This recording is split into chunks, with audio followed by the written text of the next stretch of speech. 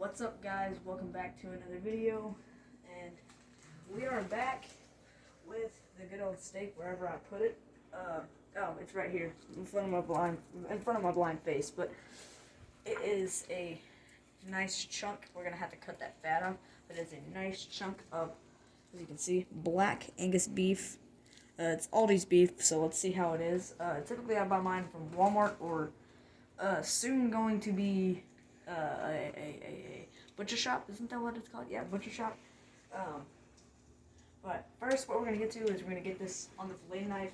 I just got a simple little fillet knife here, so I can be able to cut this fat off and cut it into cubes, because I'm going to do a cube steak. So, yeah. So we're back here. As you see, we got this fat, all this fat here. We're going to have to cut off. Otherwise, just a little bit of that fat and everything else needs to come off, and then this will be good to cook. Then I'm going to show you the way that I usually cook my steak. Comment down below or like the video if you would like to see a fish video on how to cook certain fish. Might do a catch and cook video, who knows. Never know. Especially with me. I do weird things every single day. Okay, so we're going to get a line in here. Honestly, I need to sharpen my fillet knife, but it's going to do. As long as I can get this line from this fat, we're good. Alright. Cut into there. Get it a little bit deeper and get farther down in there.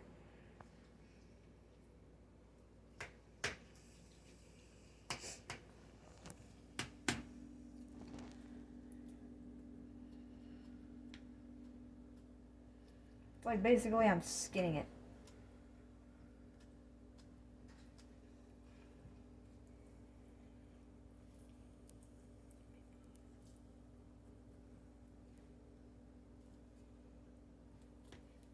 Trying to save most of this meat that we actually can right now, because as you see, there's a whole layer right here of that fat, and we're just trying to get all that off right quick before we get to cooking, because we don't want no bad tasting fat or anything like that.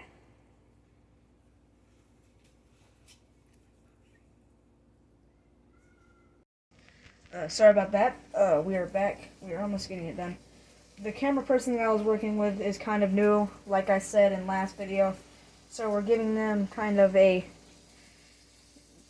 learning process of this, because usually I film for myself, but finally I got a camera person to help me with. But I'm getting all that fat off. That little bit of excess meat ain't going to hurt anything, because I can cut that right off that fat if I want to. But honestly, there's enough meat to serve. It's just what we're wanting off is all up here. I'm just going to probably get a little bit even closer into that fat. And boy, I tell you what, this sure smells like some steak. That raw meat. We'll get back to you right after we get all this fat off, and then we'll show you the cooking process. So as you see, this little bit of fat right here, we'll get to that here in a second, because we're actually cutting this into, hopefully to look like cubes. This will also be cooked, but we're just trying to get it, you know, looking really nice. But sorry if my audio and camera quality is not the best. I'll be honest. Right now I am cooking on a phone until I can get a camera, and until my channel actually gets big enough for me to even want to do all that. Because I'm only going to start committing until people watch and get more interested in what I do. So as you see, I can cook that up in a nice chunk. So we got one of those. I actually have a really small fillet board. We gotta find the other one. We'll have a ginormous one for catfishing. But we're gonna cut right along this edge of fat.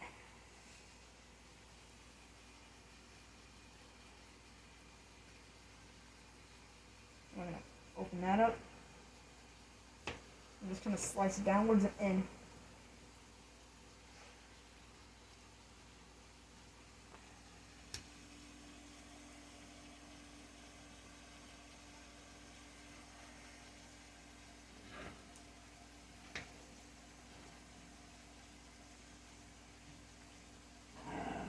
So as you see, Sorry about the dogs in the background, guys. You know how it is sometimes, but it's all good. Maybe one of these days they'll be apart. But I think we got like a tendon or something that's blocking me from cutting. So what I'm gonna do, I'm gonna flatten all the way out. I'm gonna go about as hard as I can on that. I'm actually gonna cut upwards to give it a little bit more pressure. Alright, now I got a leaking down there. Just should be able to just cut right through.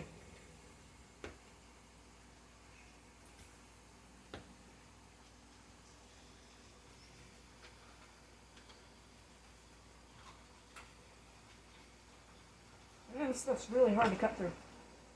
I'm gonna try to rip it. There we go. Alright, as you see, we got a nice chunk.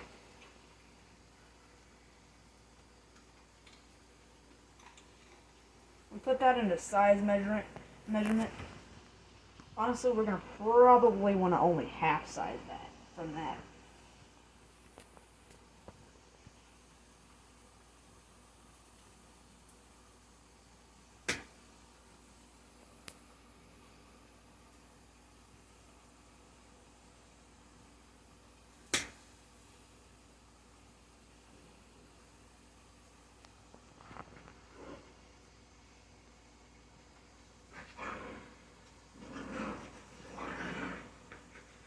Since it's a giant chunk, I'm going to show you how we can basically get it down into size into a tiny little cube. So basically, perspective of what we're just going to want to eat as a bite.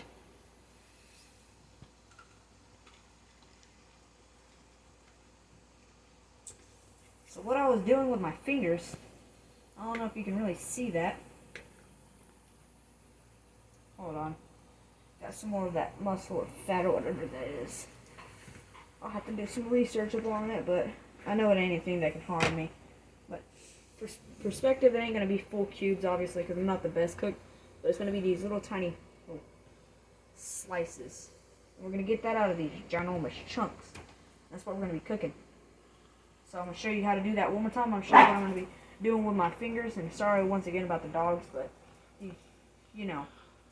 So that'll actually, yeah, that'll be fine for now. I can work on it later. I'm going to do this.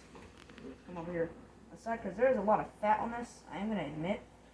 But we can make it work.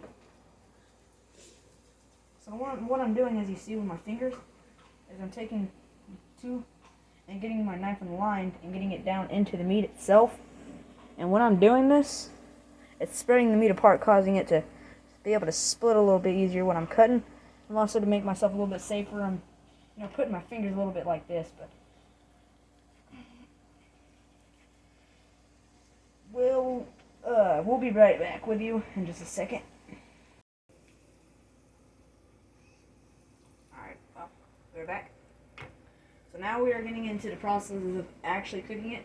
I'm only cooking little pieces, because we're going to save a little bit more of that meat, because I ain't going to eat that all by myself, because look at me, I'm pretty small, and I'm only at the height of 5'1", so yeah.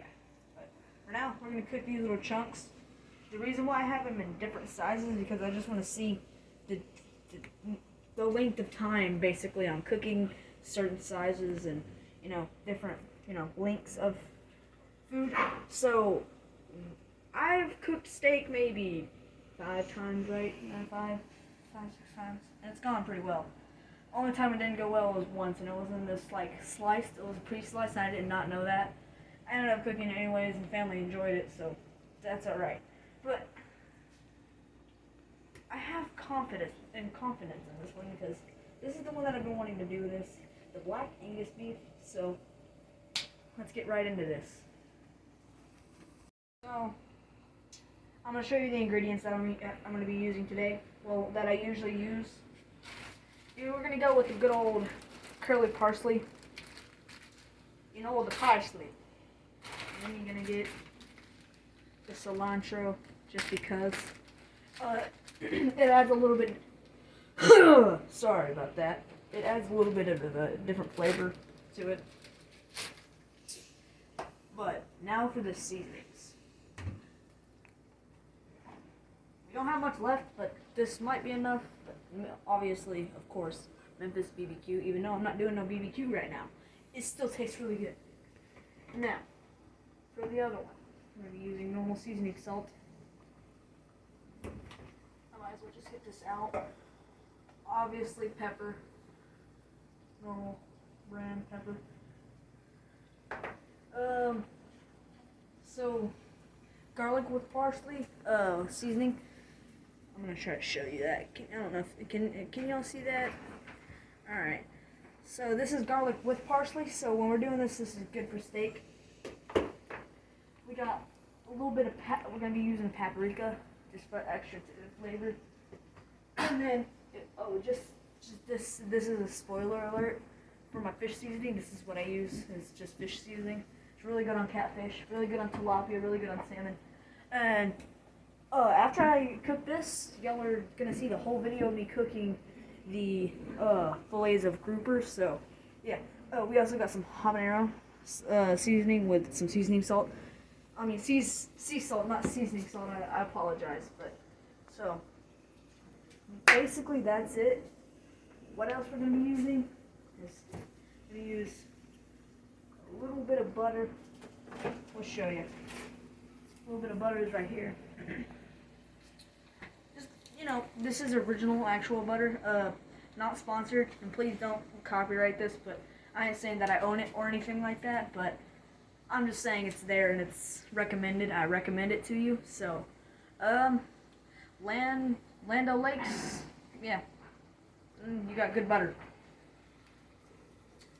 Oh, and if you're wondering how much butter I usually use, it's typically a stick, but I'm only cooking 3 pieces, so that should be good. So the stick of butter should be good.